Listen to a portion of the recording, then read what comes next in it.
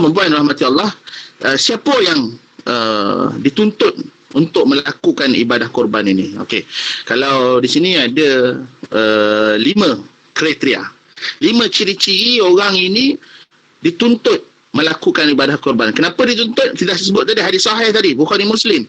Ada 2 malaikat datang. Yang pertama doa, ganti balik apa yang dia infakkan, dia korbankan. Satu. Yang kedua, kalau dia tak buat ibadah korban, dia ni akan didoakan kecelakaan. Kerana apa? Kedekutnya dia ni.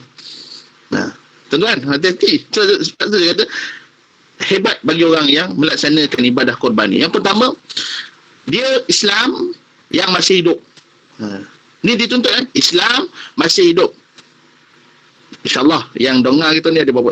85 orang Islam masih hidup. Saya pun sebut kat diri saya ni, pun dah bincang dah dengan keluarga berapa kita nak peruntukkan untuk ibadah korban tahun ni, insyaAllah. Yang kedua, seorang yang merdeka. Merdeka maksudnya kalau kat Malaysia ni tak ada jadi hamba tu. Ustaz, saya kerja kuli. Kuli bukan hamba. Ini hamba zaman Nabi dulu tu hamba tu betul-betul abdi tu. Itu dia tak merdeka. Macam kita tengok cerita Piramli lah, kena jual lah. Itu hamba lah. Kita tak ada macam tu. Kita ada IC, kita ada maruah diri tu. Maka kita semua ni bukanlah hamba. Kita merdeka. Dah dua ciri dah ada. Yang ketiga, mencapai umur baligh dan berakal. Mencapai umur baligh dan berakal. Sebab tu kalau kita nak buat untuk anak kita yang kecil, yang belum baligh dan sebagainya, tidak ada masalah. Tapi ini yang dituntut.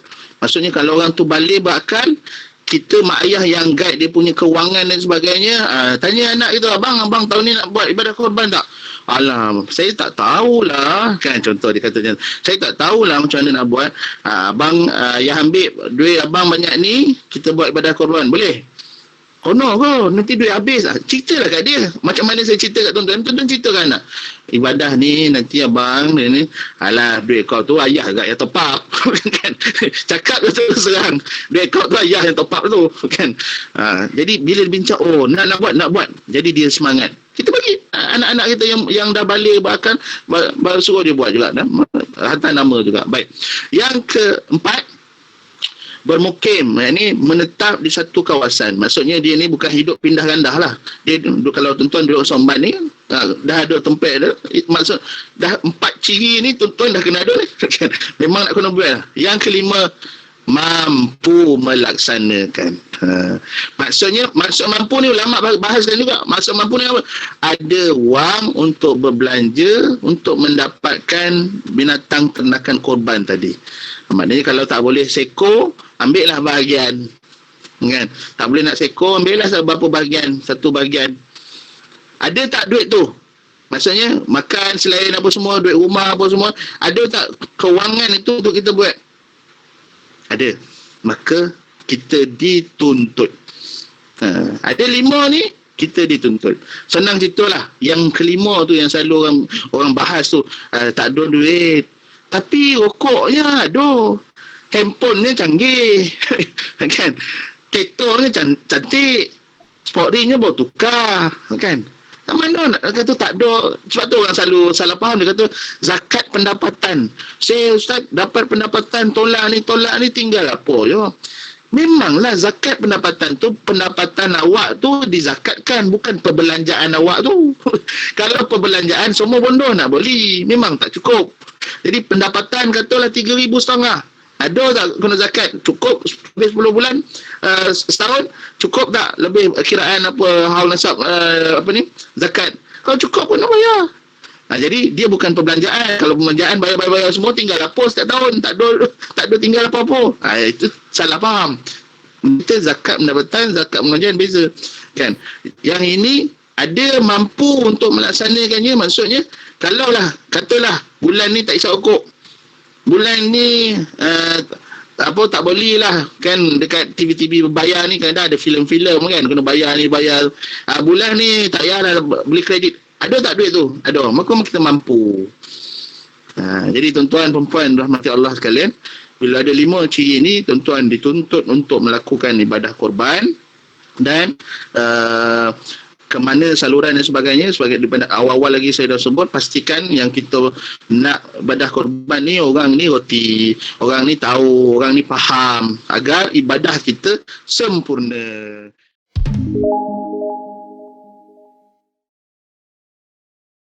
Alhamdulillahi Rabbil Alamin Ar-Rahmanir Rahim Maliki Yawmiddin Iyyaka na'budu wa iyyaka nasta'in Ihdinas siratal mustaqim Siratal ladzina an'amta 'alaihim ghairil maghdubi 'alaihim waladdallin. Bismillahirrahmanirrahim. Alhamdulillahi Rabbil Alamin. Wassalatu wassalamu ala asyrafil anbiya wal mursalin wa ala alihi wa sahbihi ajma'in. Subhanaka la ilma lana illa ma 'allamtana innaka antal alimul hakim. Wa la hawla wa la quwwata illa billahil 'aliyyil 'azim. Amma ba'd. Wa qala ta'ala fi kitabihil 'aziz, a'udzu billahi minasy syaithanir rajim. Inna a'tainakal kautsar fashalli li rabbika wanhar. Inna syani'aka huwal abtar. Sadaqallahul azim. Yang dimuliakan sahabat saya P. Razi ataupun Ustaz Muhammad Fakhur Razi, sahabat saya Cik Riaz selaku admin pada hari ini. Seterusnya para peserta diskusi ibadah korban dan akikah yang dirahmati Allah sekalian, uhayyikum bi tahiyatul Islam tahiyatan mubarakatan ala wa assalamualaikum warahmatullahi wabarakatuh. Apa khabar tuan-tuan dan puan sekalian? Sehat ya? Baik. Alhamdulillah. Tak ada yang kena COVID Ustaz sihat Ustaz? You ready? Sehat, Alhamdulillah. Alhamdulillah.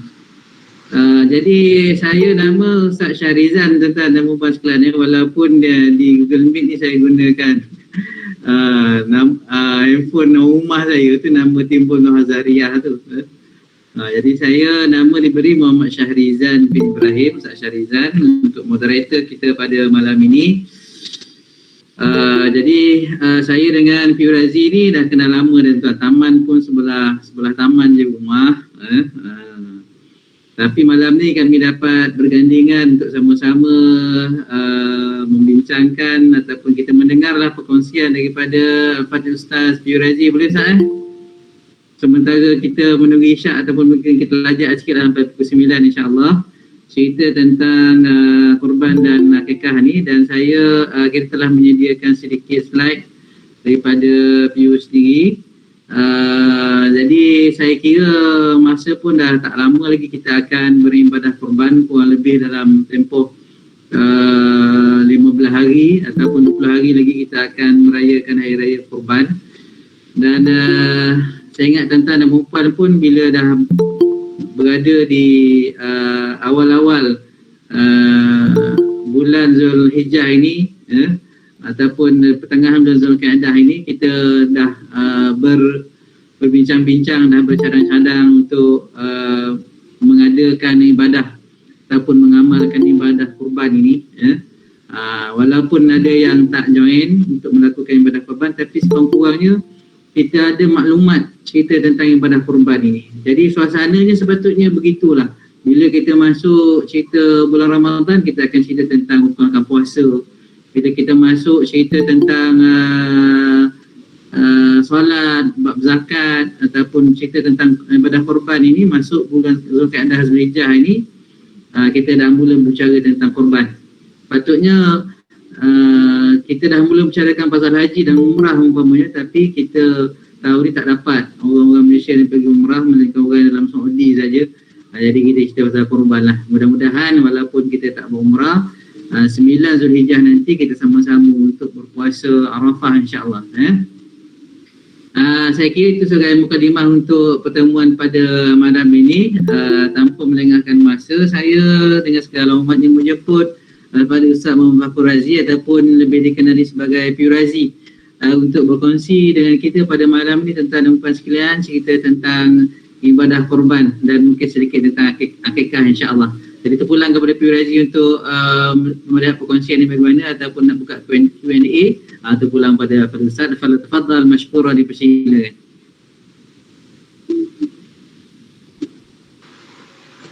Baik, Alhamdulillah. Bismillahirrahmanirrahim. Alhamdulillahirabbil alamin wassalatu wassalamu ala asyrafil anbiya'i wal mursalin wa ala alihi wa sahbihi ajma'in. Allahumma la sahla illa ma ja'altahu sahla wa anta taj'alul hazana was-sa'ba idza ma syi'ta sahla fayassir lana umurana wakhtim lana ya Allah bis-sa'adah innallaha ala kulli syai'in qadir. Amma ba'd. Sahibul Fadilah, jiran dan juga sahabat baik saya Ustaz Syarizan, tak sangka kan, dah buat operation apa semua, gagah lagi malam ini. Dan syafakallah Ustaz, semoga cepat sembuh. Mungkin ada yang tak tahu dan sebagainya, Ustaz Syarizan kemalangan baru-baru ni, saya tak sampai nak hantar apa-apa, dengar daripada orang rumah je. Ya Allah, kata ini jadi ke tak jadi program ni. Tapi nampak sangat Ustaz Syarizan gagah malam ni, dan mudah-mudahan sembuh sepenuhnya, insya-Allah. Baik. Amin. Baik, tuan-tuan, amin. Tuan-tuan perempuan yang dirahmati Allah sekalian. Saya senang je. Kalau ada nak siapa nak tanya, boleh tanya, nanti Ustaz Syarizan jawab. Kan, soalan boleh soal. Soal boleh soal, nanti Ustaz Syarizan jawab. Itu senang ya. Baik, tuan-tuan perempuan rahmati Allah sekalian. Ya, memang hampir dah nak kita sama-sama tunaikan ibadah korban, dan sedikit sebanyak malam ni insya-Allah kita semak balik pengetahuan kita tentang ibadah korban.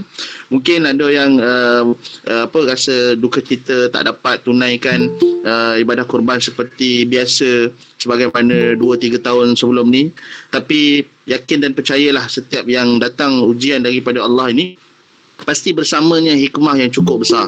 Saya yakin dan percaya bagi mereka yang ada bersama-sama malam ini, ambil kesempatan, walaupun tidak boleh pergi ke masjid, surau, kuliah ke dan sebagainya, anggaplah ini adalah kuliah online kita, dan inilah juga taman-taman syurga kita, insya-Allah. Baik, tuan-tuan perempuan rahmati Allah sekalian, bila kita sebut pasal korban ni, kena faham dulu kenapa nak buat ibadah korban ni, kan? Perkataan korban tu sendiri kenapa? Paling mudah senang, bila korban di bahasa Arab yang membawa maksud satu amalan yang takarrub, yang mendekatkan diri kita dengan Tuhan. Dalam banyak-banyak amalan yang kita boleh buat, kita boleh semayang, kita boleh puasa, kita boleh sedekah, kita boleh baca Quran, kita boleh buat semua tu, semua benda tu kita boleh buat. Tapi ada satu time yang mana amalan paling istimewa, nilaian dia ketika itu, ada hari-hari dia tertentu, itulah ibadah korban. Bukan masa itu tak boleh kita mengaji ke, semayang sunat ke apa ke, tak apa. Tapi amalan ni, apatah lagi kita ni dikategorikan orang yang berkemampuan. Setakat ni belum ada lah kita ni yang dengar ni yang kibar bendera putih contoh.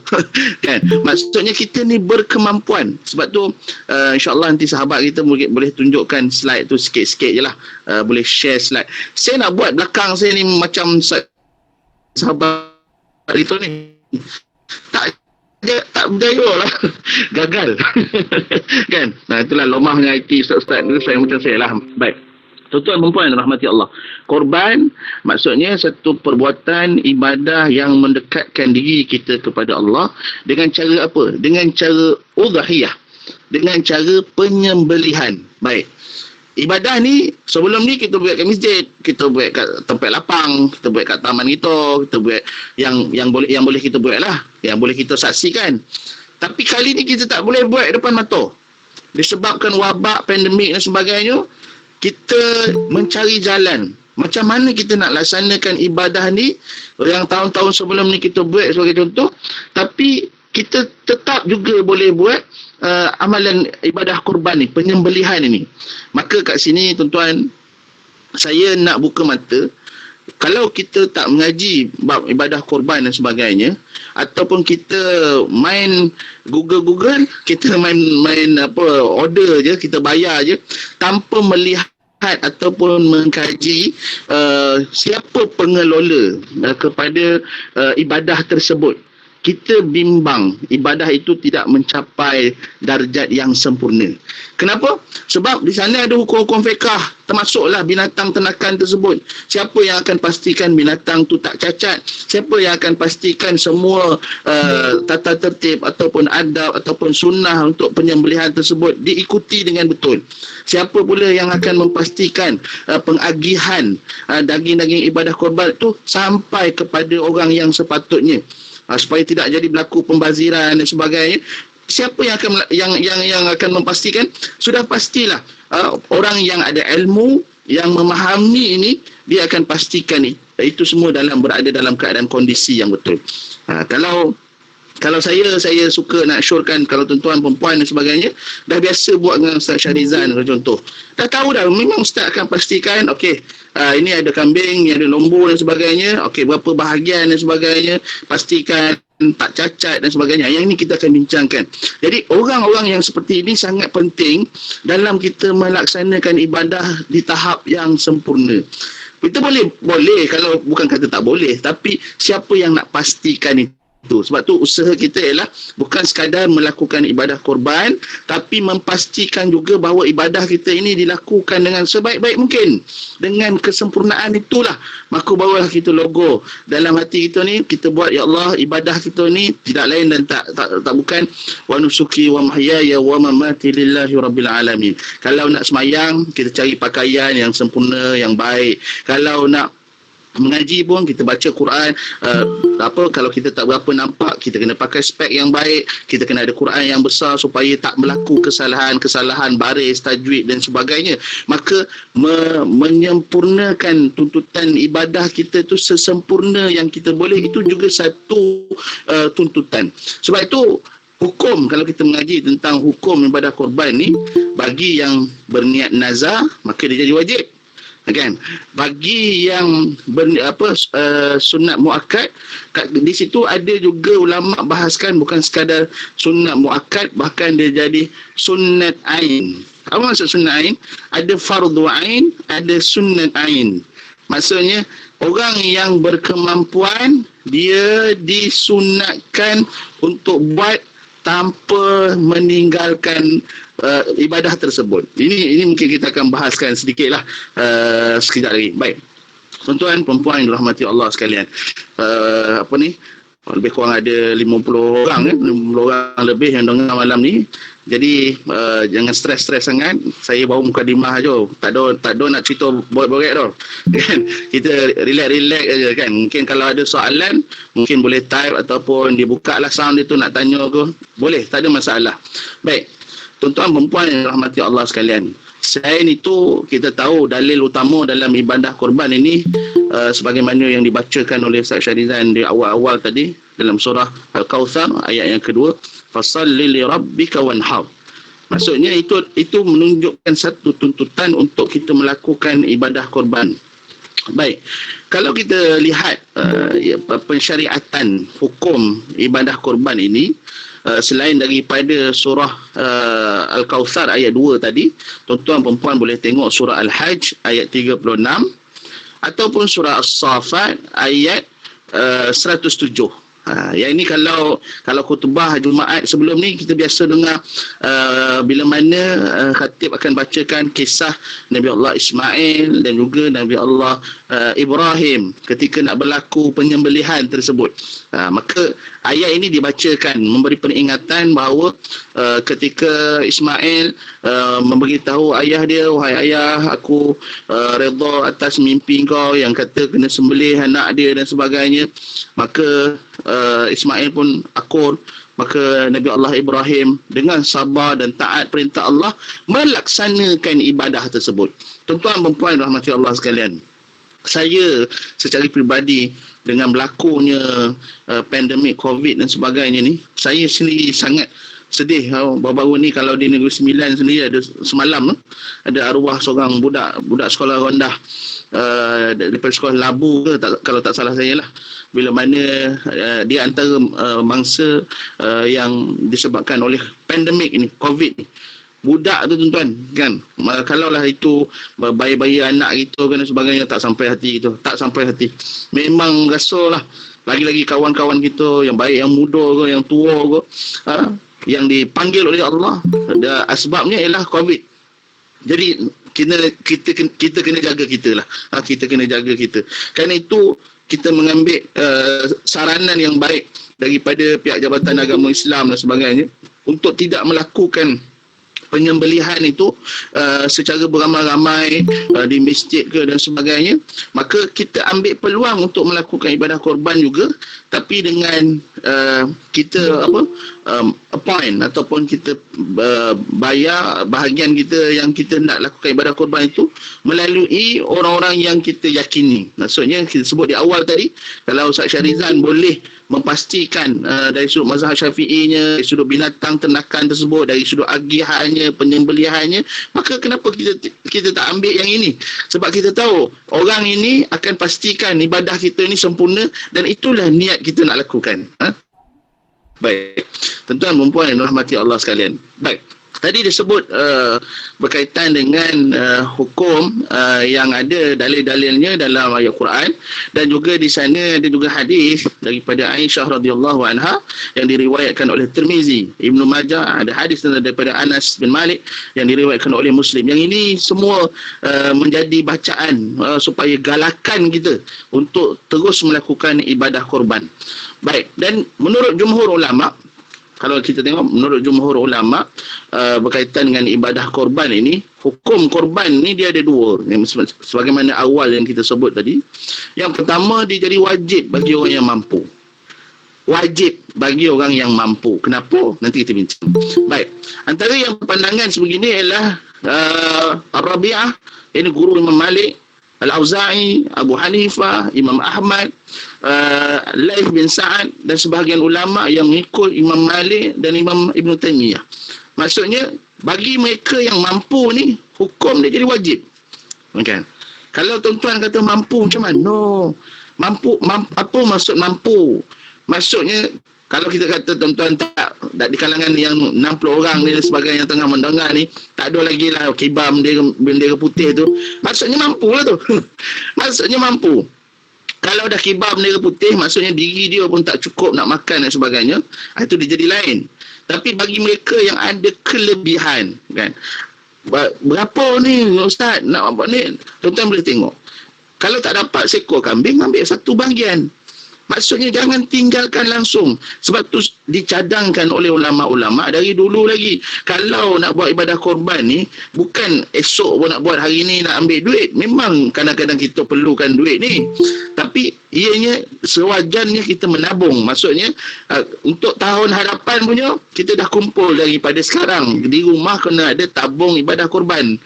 Tabung ibadah korban ni kalau boleh, kalau kita ada ahli keluarga 6 orang, kalau boleh setiap seorang ada.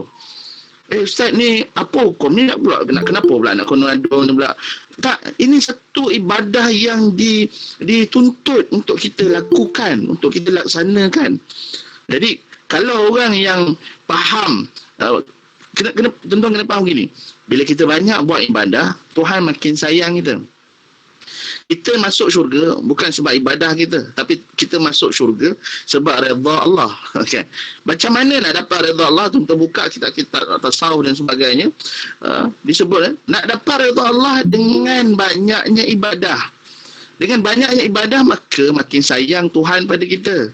Kan, kalau kata tuan-tuan kata, alah, kita masuk syurga ni sebab redha Tuhan. Kalau redha Tuhan, saya semayang je lah, puasa je lah, tak payahlah buat sunat tu. Pasal saya semayang, nanti lepas Tuhan berjawab, saya semayang Tuhan, wahai Allah, aku semayang, aku puasa, aku bayar zakat, takkan tak boleh masuk syurga? Tuan-tuan, kita kalau kita cakap dengan mak bapak itu macam tu, dah kena menampar ni. Tapi maksudnya apa? Maksudnya lagi banyak amal soleh kita, lagi sayang Tuhan pada kita. Kalau tuan-tuan malam ni bangkit tahajud, contoh, bangkit tahajud ni sunat je. Dengan keadaan pandemik, wabak, tuan-tuan bangkit tahajud. Walaupun dia sunat, tapi tuan-tuan doa, merintih, ya Allah, peliharalah keluarga aku daripada wabak ni, ya Allah.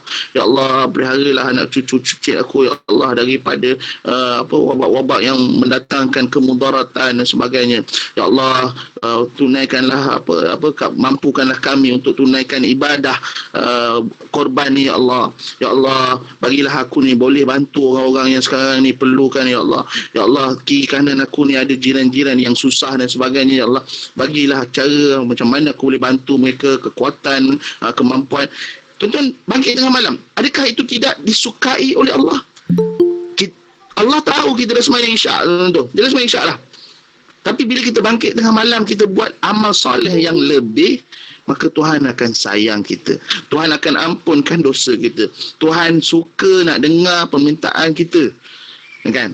Macam kita, kalau kita ada bos lah, bos suruh buat satu kerja je, tapi satu kerja tu kita dah siap, kita boleh, bos ada kerja lagi tak yang boleh saya buat, kan? Ingat, kalau orang ni cakap dengan bos ni, bos sayang tak? Confirm bos sayang, kan? Mesti bos suka punya. Aku cari pekerja macam ni lah, rajin, kan? Efektif dan sebagainya. Jadi inilah juga bila mana kita lakukan ibadah-ibadah yang lebih, termasuklah ibadah korban ini. Tuan-tuan dan puan rahmati Allah, maka hukum asal yang menjadi majoriti ulama' ialah hukum ibadah korban ini sebagai sunnah muakkad. Ini kita tahulah, sunnah muakkad ini satu sunnah yang dituntut ataupun ditekan. Maksudnya kalau sunat biasa tak apa, ini sunat muakkad, dituntut dan juga ditekan. Dan ini pendapat majoriti ulama, iaitu mazhab Imam Malik, Imam Syafi'i, Imam Ahmad, Imam Ibn Hazm, dan juga majoriti ulama daripada generasi salaf juga hingga ke hari inilah. Baik, maka kat situ pentingnya untuk kita laksanakan ibadah korban. Hari nak buat ibadah korban bukan sekarang, kan? Semua orang tahu. Habis bila Ustaz? Kalau 10 Zulhijjah dah masuk dah hari raya Aidil Adha, 11, 12, 13 itu dipanggil hari-hari tasyrik. Tapi kita tak dapat nak buat kat Malaysia ni, macam mana kita nak buat? Maka kita cari saluran-saluran yang tepat, yang betul untuk kita buat. Walaupun ada saya dengar pula pertelingkahan di media sosial, dia kata orang-orang kat Malaysia pun ada yang susah sampai bunuh diri. Jadi kenapa kita nak buat di luar? Kan? Contoh, kenapa kita nak buat di luar? Di luar lebih susah. Kita jawab mudah je. Di luar lebih susah.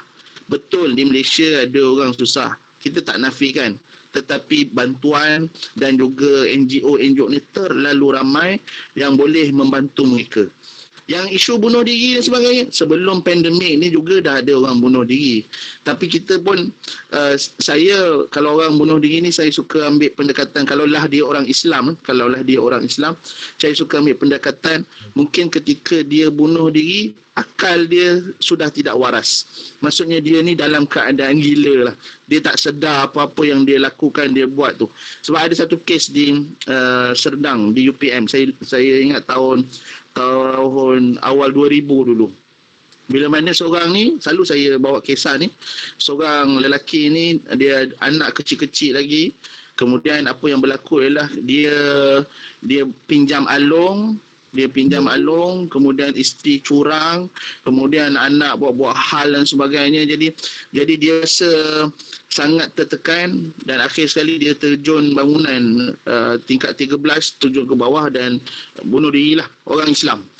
Tapi yang paling saya suka, sahabat saya yang mengimamkan jenazah orang bunuh diri ni, ucapan dia apa? Tuan-tuan, jangan kita anggap dia ni bunuh diri. Mungkin ketika dia terjun daripada bangunan tadi, dia sudah hilang waras dia. Maksudnya dia tak ada taklif lagi. Dia bukan orang betul lagi, dia orang gila, kan? Jadi orang gila terangkat segala kefarduan atas dia. Jadi dia ambil tindakan tersebut. Jadi orang pun semayang jenazah dia, dah urus seperti biasa. Sebab jadi ada orang kata, ni hadis Nabi kata ni kalau orang bunuh diri tak masuk syurga apa semua. Jangan buat apa nak semayang jenazah, dia kata kan. Jangan sampai macam itu. Kita bersangka baik. Dia dengan Allah je yang tahu. Jadi orang-orang macam ni kita wajar bantu dan kalau boleh bantu, kita bantu. Baik. Tetapi di luar sana, kalau Ustaz Syarizan mungkin bawa ibadah korban ni di Kemboja sebagai contoh. Siapa yang pernah pergi Kemboja akan nampak depan mata sendiri. Tuan-tuan, jangan kata nak ada elektrik, kan? Air pun tak ada. Kan? Air pun tak ada. Sebab tu ramai dulu orang-orang kita ni buat telaga di kampung ni. Kampung Islam ni ramai. Dan mereka akan makan daging korban ni. Kalau kita hari-hari boleh makan daging salai, boleh makan kan, banyak pun nak poso, ada hari mantai, ada apa semua, boleh cari daging ni. Nak makan beef stick boleh, tenderloin boleh, nak makan steak McNuggets ada kat Semban 2 kan, ada saja, order je. Tapi mereka tak kan. Orang yang pernah pergi sampai kat Kemboja, dia boleh lihat sendiri macam mana dhaifnya perkampungan di sana. Saya kalau isu-isu macam ni, saya dah dengar lama dah. Masa saya ada satu program TV kami di Poland. Kami di Poland untuk set up makanan halal. Tuan-tuan tahu, orang Czech yang Muslim di sana, dia duduk di Poland, mereka pelarian ni diberi makan. Tetapi sarapan pagi mereka ialah ham daging bakli bayar tu lah, daging khinzir tu. Jadi itu yang diberi makan. Mereka tak ada makanan halal. Jadi bila kami pergi kat sana, ada yang komen bila kita post dalam media sosial, ada yang komen kata sibuk tolong orang luar negara, orang dalam negara pun susah dan sebagainya. Jadi saya dah jawab tadi, dalam negara betul ada orang susah, tapi di sana lagi susah. Tuan-tuan, kalau kajian Pawai Berjalan Satu Dunia ni, tuan-tuan tahu sistem yang ada pengurusan untuk orang Islam kat Malaysia ni paling baik. Saya dah pergi ke Jepun, Bahalal ke dan sebagainya. Saya dah pergi ke Korea, saya dah pergi ke belah Europe sana dan sebagainya. Memang orang Islam di Malaysia sistemnya paling baik. Jadi tak perlu kita rasa was-was ataupun ragu-ragu untuk kita tunaikan ibadah ni. Maksudnya melalui saluran yang betul, ada pihak yang mewakili tuan-tuan yang berniat untuk buat ibadah korban ni, maka boleh. Contoh macam kita sekarang ni, anda Ustaz Syarizan, boleh jumpa Ustaz bagi tahu saya nak berapa ekor ke berapa banyak yang ibadah korban tuan-tuan nak buat, sekurang-kurangnya satu bahagian. Harga boleh tanya Ustaz Syarizan lah untuk kepastian. Sekurang-kurangnya satu bahagian.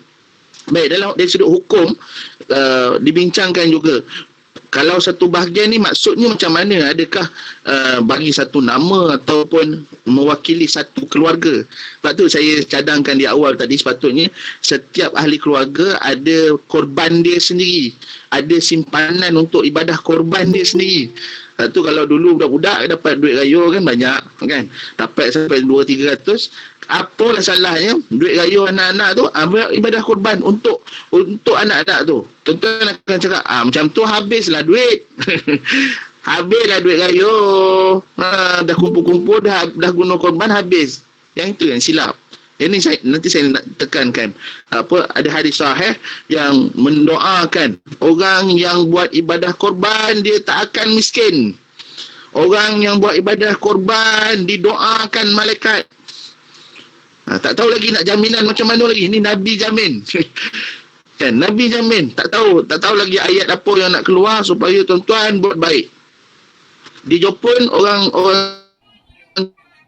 Jepun baik, bagus, rajin, bersih, semua bagus. Tapi paling bagus dalam Quran nak kata apa? Orang yang menyuruh melakukan perkara baik, ta'muruna bil ma'ruf wa tanhauna 'anil munkar, itu umat sebaik-baik umat. Jadi tuan-tuan jangan salahkan ustaz. Kenapa ustaz ni nak kempen? Sebab memang ni kerja ustaz. Sebab kerja ustaz ialah kempen masuk syurga, jangan masuk neraka. Itu je kempen ustaz. Jadi ustaz nak tolong kempen lah ni. Ini ada ibadah korban baik, buat. Dalam bulan puasa kena sedekah banyak, buat. Ada orang jumpa saya, dia kata ustaz, Islam ni tak habis-habis cerita pasal sedekah. Tuan-tuan jangan salah faham. Kerana contoh orang pandemik kibar bendera putih tu saya selalu sebut, kerana ada orang yang susah ni, kita ada peluang sedekah. Kerana ada orang susah, kita ada peluang nak bantu orang. Ada peluang nak ambil tahu hal orang lain. Saya pergi sekitar Europe, di Edinburgh dan sebagainya. Berapa banyak gereja-gereja terpaksa dijual. Sebab penganut dia sendiri pun dah tak datang, tak bantu dah agama dia. Itu agama lain. Gereja dilelong. Setakat ni kat masjid tak ada lagi lah masjid guna lelong. Masjid ditutup je, itu pun sebab wabak. Kan? Nak bagi tahu, kita ni ada peluang untuk masuk syurga disebabkan amal soleh kita buat. Antaranya sedekah. Kalau orang yang rajin baca surah Sajadah, Jumaat subuh selalu dia dengar imam baca, walau tara idil mujrimuna nakisu ru'usihim 'inda rabbihim rabbana absarna wa sami'na farji'na na'mal salihan inna muqinun. Ya Allah, kami dah nampak dah, kami dah dengar dah, kami dah tahu, dah yakin, baru kami yakin, ya Allah. Buat apa? Dah habis. Masa tu dah habis, dah tamat, dah tamat.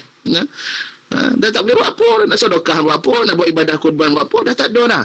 Sebab itu tuan-tuan yang ada ni, ambil peluang ni, tuan-tuan. Boleh buat kira-kira. Kalau kita lah jenis yang berkira, Ustaz, saya ni kerja gaji kocik je ni, berapa banyak ni, kan? Tuan-tuan buat kira-kira. Kalau orang rajin rokok dan sebagainya, berhenti sekejap rokok. Tak maaf kalau tuan-tuan rokok, berhenti sekejap rokok, kira. Kalau kotak rokok sehari 2 kotak sebagai contoh, 2 kotak dah berapa? RM40 dah tu. Kalau 10 hari RM40 dah 40 dah 10 hari. Tak ke 400? 400 tak ke cukup buat satu bahagian? Nah, sebab tu ibadah yang paling disukai ketika korban hari-hari nahar ialah ibadah korban, menumpahkan darah tu. Maka ambil rebut peluang. Sebab itu perbahasan kita tadi nak buat berapa ramai, kalau boleh seorang mewakili ibadah korban seorang. Kalau tak mampu ataupun dia buat banyak nama. Dulu marin masa kita buat ibadah korban ni di pejabat, di sebagainya, dia tak boleh mewakili. Okey, ni ibadah korban bagi pihak syarikat sekian-sekian. Dia tak boleh dah. Kan? Dia kena individu tersebut. Satu. Yang kedua, kalau orang tu dah meninggal, kita tak boleh buat ibadah korban tu untuk orang meninggal, melainkan dia ada wasiat.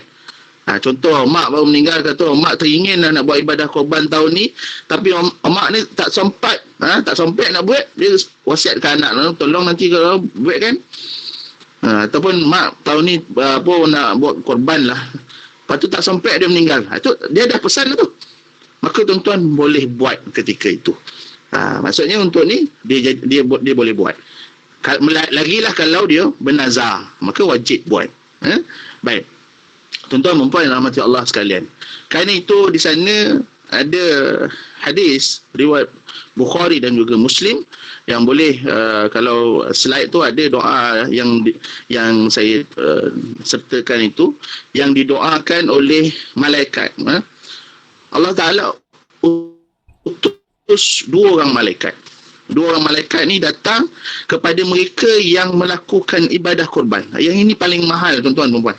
Yang ini paling mahal, yang maksudnya kita akan didatangi 2 malaikat ni kalau kita buat ibadah korban. Kalau tuan-tuan tak buat ibadah korban, tak ada malaikat ni datang. Malaikat ni doa apa? Baik. Maka dalam hadis tersebut, malaikat yang pertama doa, Allahumma a'ti munfiqan khalafan. 1. Wa yaqulul akhar.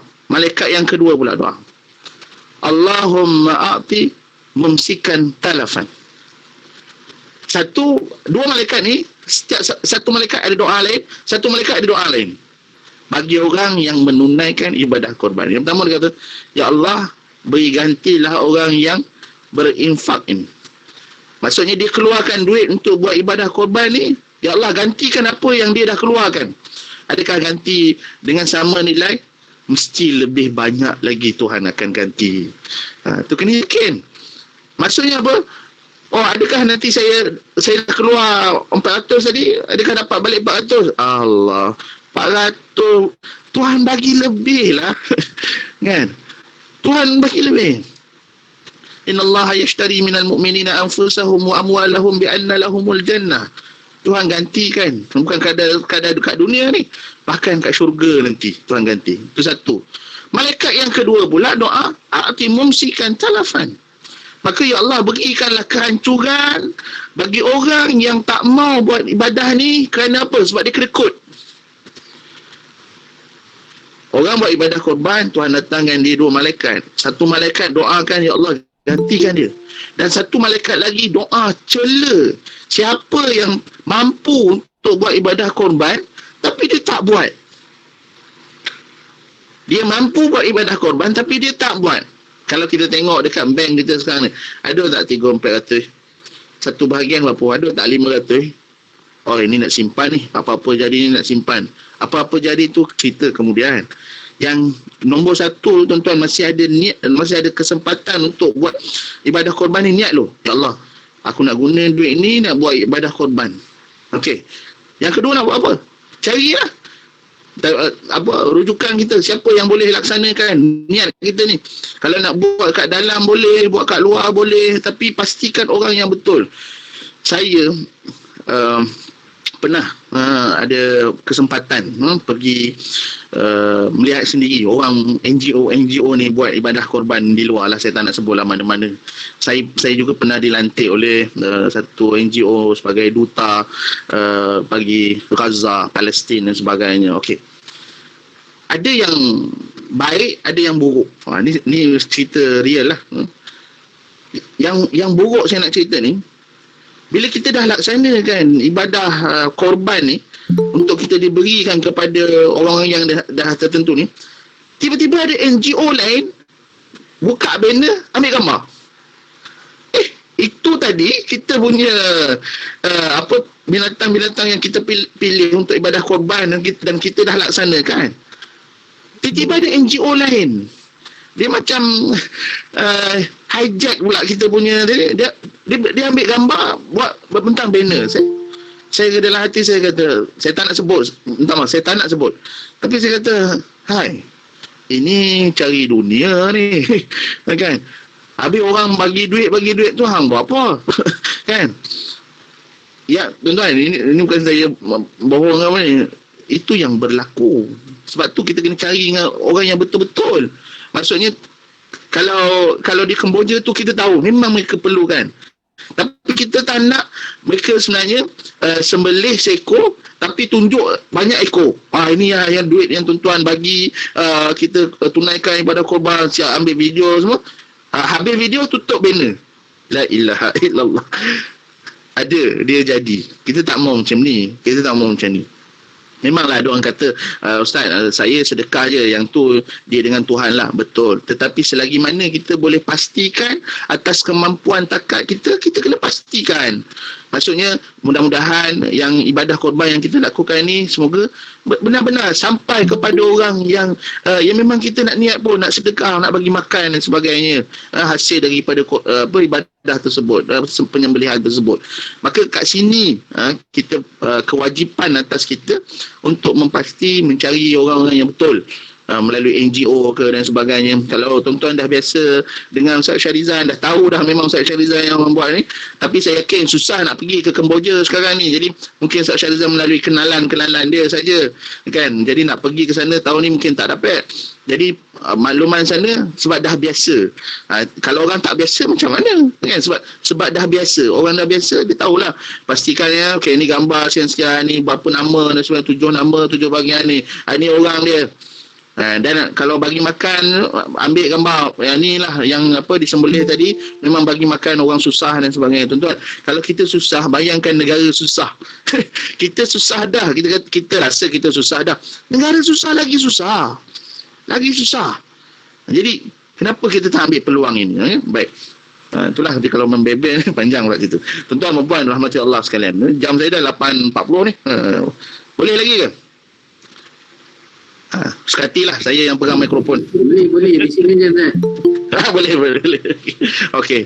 Ada yang nak tanya, kalau nak tanya macam tadilah saya kata ya, kalau siapa nak tanya, Ustaz Syarizan jawab. Baik, tuan-tuan dan puan rahmati Allah sekalian, kita dah tahu dah hukum hakam dan sebagainya. Maka kalau kat sini kita tengok status hukum daging tersebut ni, saya rujuk kepada JAKIM telah keluarkan beberapa fatwa dan sebagainya yang boleh kita ambil tahulah lebih kurang. Bagi orang yang bernazar, maka hukum makan daging bagi korban nazar tadi ataupun korban yang wajib ni, bagi ahli keluarga dia itu tak dibenarkan. Kalau dia korban nazar, macam mana korban nazar ni? Biasanya contohlah orang nazar ni biasanya dia dalam kesusahan. Kalau Allah Ta'ala selesaikan hutang dia, maka dia bernazar dia nak buat ibadah korban tahun ni, sebagai contoh. Jadi hukum orang yang bernazar tu, dia tak boleh makan daging tersebut, kan? Dia tak boleh makan daging tersebut. Jadi itu bagi orang yang bernazar lah. Kemudian hukum memberi daging korban sunat, ini bukan korban nazar, korban daging sunat kepada bukan Islam juga adalah tidak dibenarkan dalam mazhab Syafi'i, haram, kan? Walaupun ada pandangan-pandangan lain dan sebagainya, saya lebih suka melihat kepada jumhur dan perbincangan yang berada di Malaysia, kan?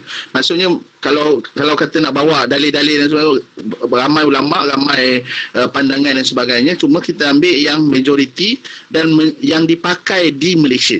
Maksudnya orang bukan Islam di Malaysia ni bukan dalam kategori orang susah lagi. Mereka boleh makan daging ataupun makanan-makanan yang lain, maka makanlah yang lain. Jadi orang yang buat ibadah korban sunat yang biasa kita buat tu, maka tidak boleh diberi untuk orang bukan Islam. Okey, yang kedua. Yang ketiga, kulit ke, lemak ke, daging ke, susu ke, kaki ke, kepala ke, bulu-bulu dan sebagainya haram dijual oleh orang yang melakukan ibadah tersebut. Sebab apa haram dijual? Jangan ingat ibadah korban ni macam kita beli daging di pasar. Jangan macam tu. Saya dah bayar 400 ni, patutnya saya dapat berapa kilo ni. Jangan macam tu. Yang itu pergi pasar lah. Jangan buat ibadah korban. Kita buat ibadah korban ni, kita kena faham tadi di awal tadi saya dah sebut, untuk mendekatkan diri kita pada Allah. Dengan cara apa? Tumpahkan darah penyembelihan tersebut, daging tersebut diberi kepada orang-orang yang memerlukan. Nak kita makan boleh, tapi ambil sikit, nanti kita bincang. Kemudian bahagian anggota sembelihan korban tidak harus dikhususkan kepada tukang sembelih. Kalau dulu 2 tahun dulu sebelum masa kita buat ibadah korban ni kat Malaysia ni, mana masjid dia dah tahu dah, haji ni kalau disembelih dia suka ekor kan, dia suka ekor. Pasal apa? Dia nak buat sup ekor kan. Orang lain tak dapat dah sup ekor kan. Ya, tak boleh sebenarnya, tak boleh dikhususkan bahagian-bahagian tertentu. Kadang ambil upah, ambil lah porot ni susah orang nak rojo kan, bau lah apa semua. Jadi orang ni pergi ambil porot kan. Jadi bila dah khas-khaskan ini, tidak dibenarkan dalam syarak, kecuali memang dipersetujui, kan? Kecuali ada seekor lembu ada 7 bahagian, 7 tuan punya bahagian kata tak apalah, bagilah ekor tu dekat tukang sembelih tu, tak apa dah, kan? Contoh.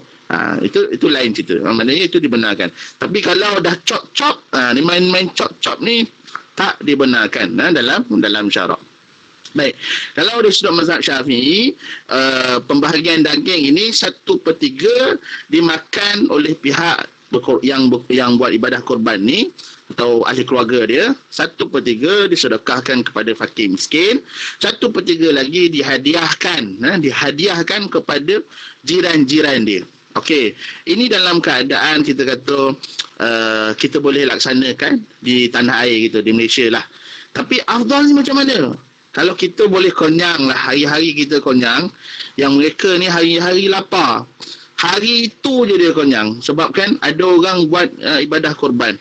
Jadi kita aula, kita beri kita buat di tempat orang-orang yang memerlukan ini. Kena ingat, mereka juga saudara se-Islam kita. Jadi tak ada beza dia. Ustaz, dia kat jauh sana tu, kat Kemboja, kenapa tak bagi orang Malaysia makan? Okey, siapa yang orang kat Malaysia tak cukup makan, jumpalah. Ramai sahabat-sahabat kita insya-Allah boleh belanja makan. Jangan risau kan. Tapi kat sana jarang, kadang-kadang ada makanan-makanan yang hebat. Ada yang mungkinlah saya nak sebut kat sini, ada yang kata ibadah korban di tanah suci sebagai contoh. Kan, ibadah korban di tanah suci, orang Mekah, orang kat kayo. Ustaz Syarizan belajar kat Madinah, orang kat kayo sana. Kan, jadi nak dapat keberkatan apa kambing tu pun tak ada sembelih dekat dia, jauh ada tempat penyembelihan dia. Jadi bukanlah kata tak boleh ke atau sebagainya. Jadi tuan-tuan kena tengok, sebab bila dah laksanakan ibadah korban ni, daging-daging tersebut diberi ke mana. Kalau tempat orang susah, kita tahu dah memang diorang akan makan, diorang akan bahagi-bahagikan dan sebagainya. Jadi tak ada beza. Maksud saya tak ada beza ni, janganlah kita kata sana tak sembelih kat Mekah, yang ni sembelih kat Mekah, yang kono pergi Mekah, kita bukan kambing, kita kena pergi Mekah. Kan? Kalau boleh, ibadah itu bagi yang memerlukan. Maknanya ibadah korban kita tu bagi yang memerlukan. Cuma tak ada masalah dah nak buat kat Mekah, boleh. Kan? Baik. Kita tengok, mungkin sebagai akhirnya nak bagi ingat, saya sebenarnya nak contoh sikit pasal binatang-binatang, kecacatan dia ke apa ke, tapi disebabkan tahun ni kita lebih buat dekat luar, jadi sebab tu saya kata orang yang mahir agama, maknanya yang tahu hukum akam ini, dia yang akan pastikan. Sebab tu kalau tuan-tuan tak kenal ataupun tak tahu dia ni siapa ni, nampak macam ustaz tapi bukan ustaz, jadi dia tak tahu nak tentukan daging ini sempurna ke atau tak sempurna, kita bimbang ibadah korban kita tak mencapai tahap kesempurnaan. Itu yang kita paling bimbang. Baik, tuan-tuan dan puan rahmati Allah, siapa yang dituntut untuk melakukan ibadah korban ini? Okey, kalau di sini ada 5 kriteria, 5 ciri-ciri orang ini dituntut melakukan ibadah korban. Kenapa dituntut? Kita sebut tadi hadis sahih tadi, Bukhari Muslim. Ada 2 malaikat datang, yang pertama doa ganti balik apa yang dia infakkan, dia korbankan. Satu. Yang kedua, kalau dia tak buat ibadah korban, dia ni akan didoakan kecelakaan. Kenapa? Kedekutnya dia ni. Tuan-tuan, hati-hati. Sebab tu dia kata hebat bagi orang yang melaksanakan ibadah korban ni. Yang pertama, dia Islam yang masih hidup. Ni dituntut Islam masih hidup. InsyaAllah yang dengar kita ni ada berapa? 85 orang Islam masih hidup. Saya pun sebut kat diri saya ni, pun dah bincang dah dengan keluarga berapa kita nak peruntukkan untuk ibadah korban tahun ni, insyaAllah. Yang kedua, seorang yang merdeka.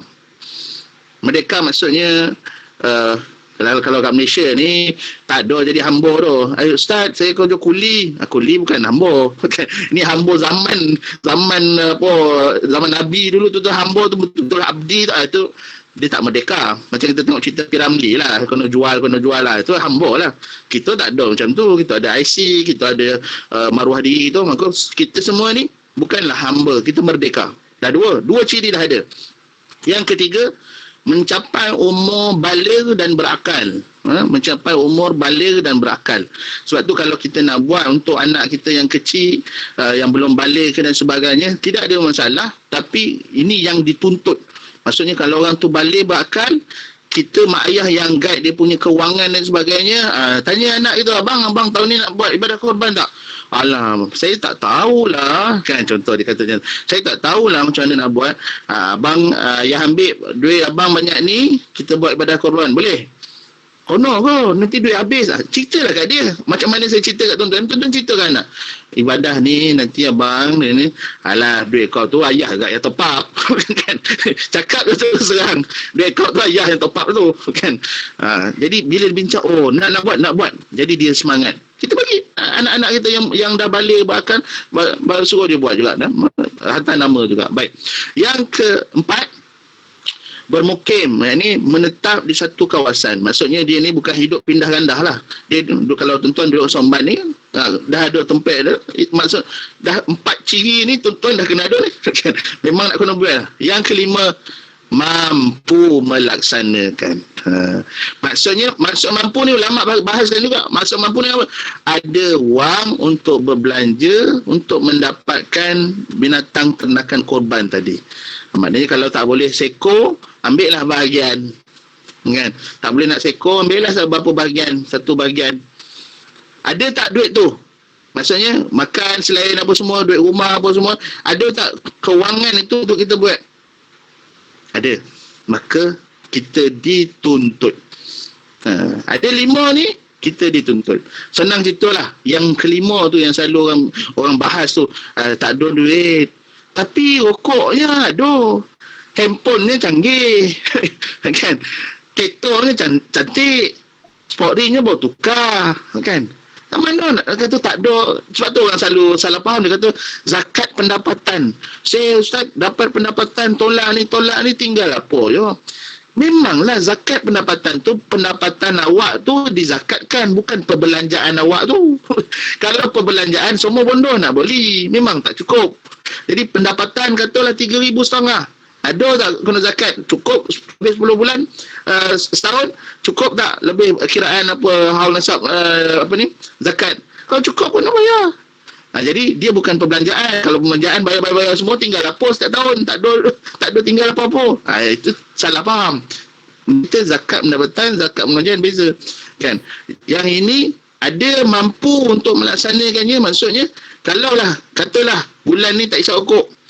Bulan ni tak boleh lah kan, dekat TV berbayar ni kadang ada filem-filem kan, kena bayar ni bayar. Bulan ni tak payahlah beli kredit. Ada tak duit tu? Ada. Maka kita mampu. Jadi tuan-tuan perempuan rahmati Allah sekalian, bila ada 5 ciri ni, tuan-tuan dituntut untuk melakukan ibadah korban. Dan ke mana saluran dan sebagainya, sebagai daripada awal-awal lagi saya dah sebut, pastikan yang kita nak ibadah korban ni, orang ni roti, orang ni tahu, orang ni faham, agar ibadah kita sempurna. Jadi saya pun tak nak manjang-manjangkan, mungkin sahabat-sahabat semua, sekiranya ada soalan boleh diajukan ataupun boleh on mikrofon ke. Saya mute kan supaya Ustaz Syarizan boleh jawab. Kan ada soalan ke, boleh tanya sebelum kita. Assalamualaikum warahmatullahi wabarakatuh, Ustaz. Salam. Saya nak ada beberapa soalan. Bukan soalan, ini cuma nak mendapatkan penjelasan. Kerana Ustaz nyatakan tadi bahawa di antaranya ialah salah faham berkenaan dengan zakat pendapatan. Adakah mazhab Syafi'i ini mewajibkan zakat pendapatan ataupun tiga-tiga mazhab tadi? Tak, ini cuma perbincangan satu. Yang kedua, berkenaan dengan kemampuan korban tadi, sebenarnya kita memang, saya setuju kata Ustaz tadi, kita wajib, boleh katakan wajib, macam kata kita ada, kalau kemampuan, kita wajib buat korban setiap tahun. Tapi mungkin juga ulama-ulama dahulu, dia tidak menjelaskan kepada kita tentang benda-benda ni. Dia cuma kata, kalau buat korban sekali dah cukup, kata dia. Dia tidak menjelaskan pada setiap tahun kalau kita ada duit. Itu masalahnya. Kami ni golongan yang kata orang dah masuk dalam siri yang ke-6 ni, bila keadaan macam ni, barulah kita faham benda semua. Kemudian yang ketiga, saya nak bertanya sedikit. Kata Ustaz tadi, ibadah korban ada 5 benda. 5 syarat. Islam masih hidup.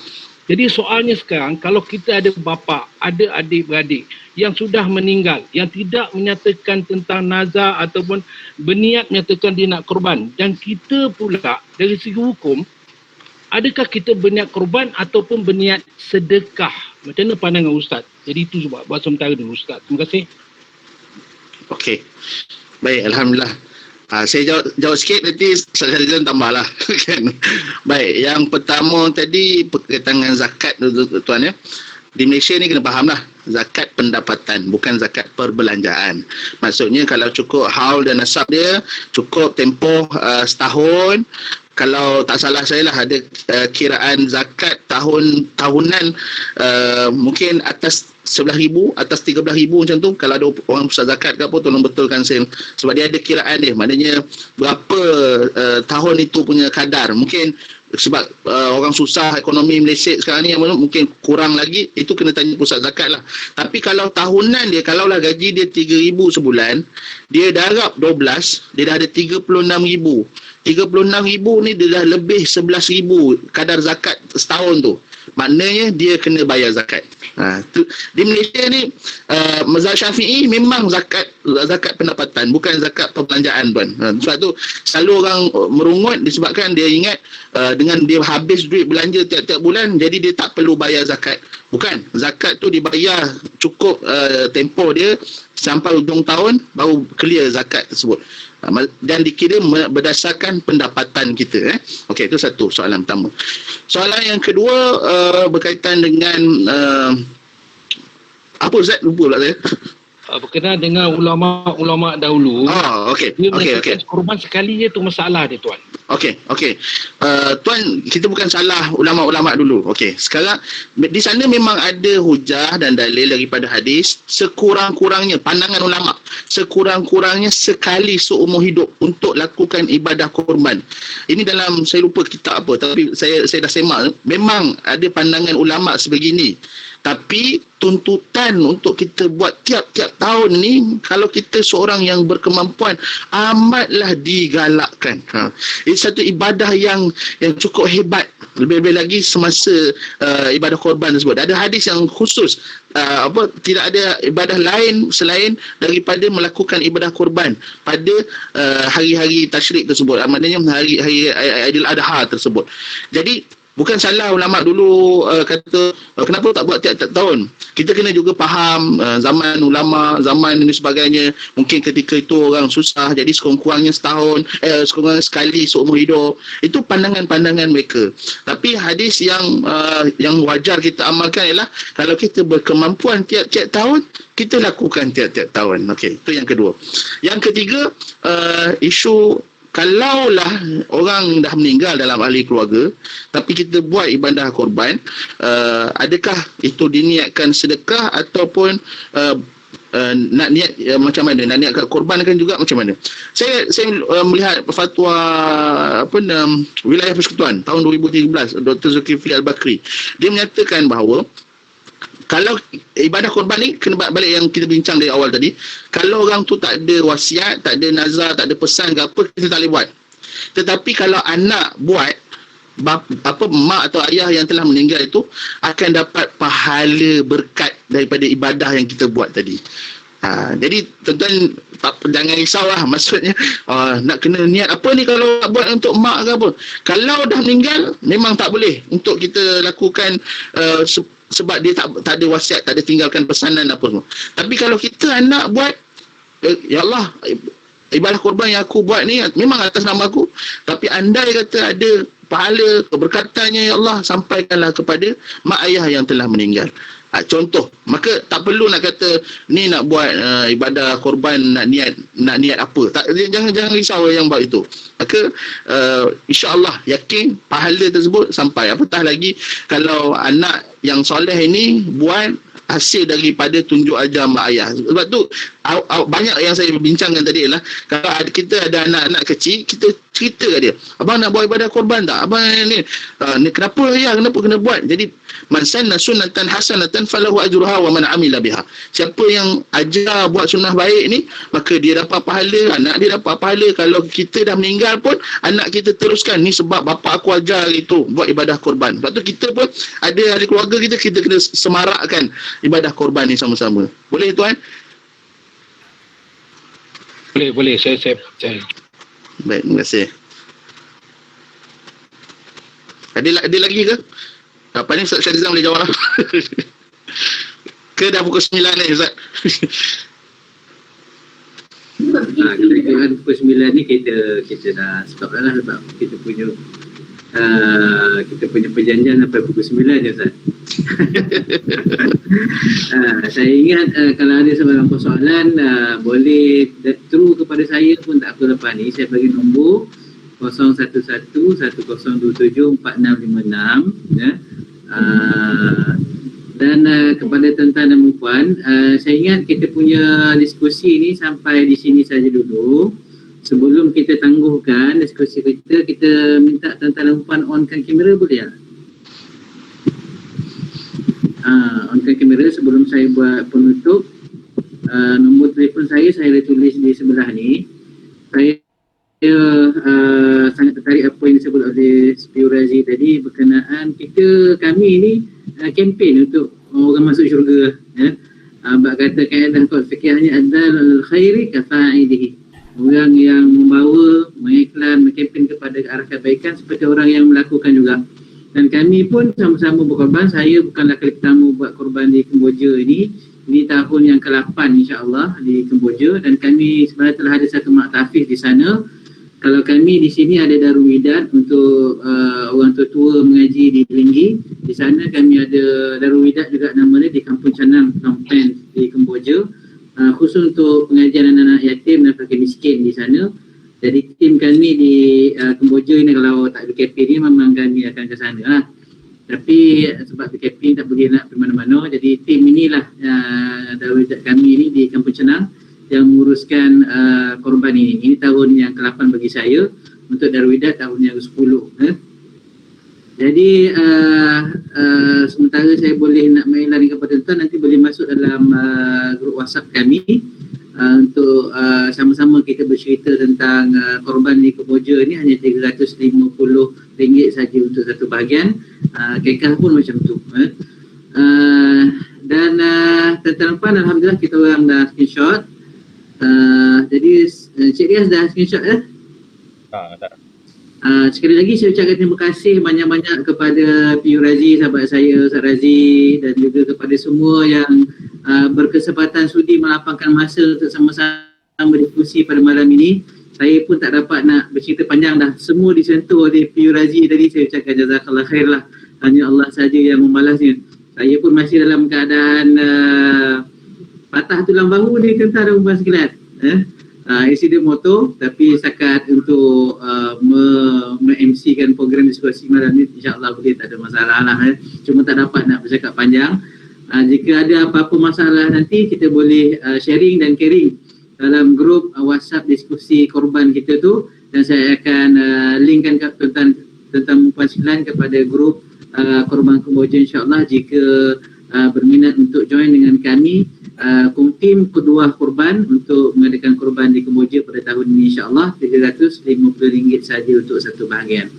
Jadi sehingga itu tuan-tuan dan puan sekalian, saya mewakili tim pada malam ini mengucapkan terima kasih dan juga ribuan kemaafan dipintalah di atas segala kelemahan dalam menguruskan majlis diskusi kita pada malam ini. Yang baik tentu daripada Allah, buat kelemahan diri saya sendiri. Kita tangguhkan dahulu majlis kita pada malam ini dengan kafaratul majlis dan surah Al-As. Subhanakallah bihamdihi, subhanakallah bihamdika, asyhadu an la ilaha illa ant, astaghfiruka wa atubu ilaik.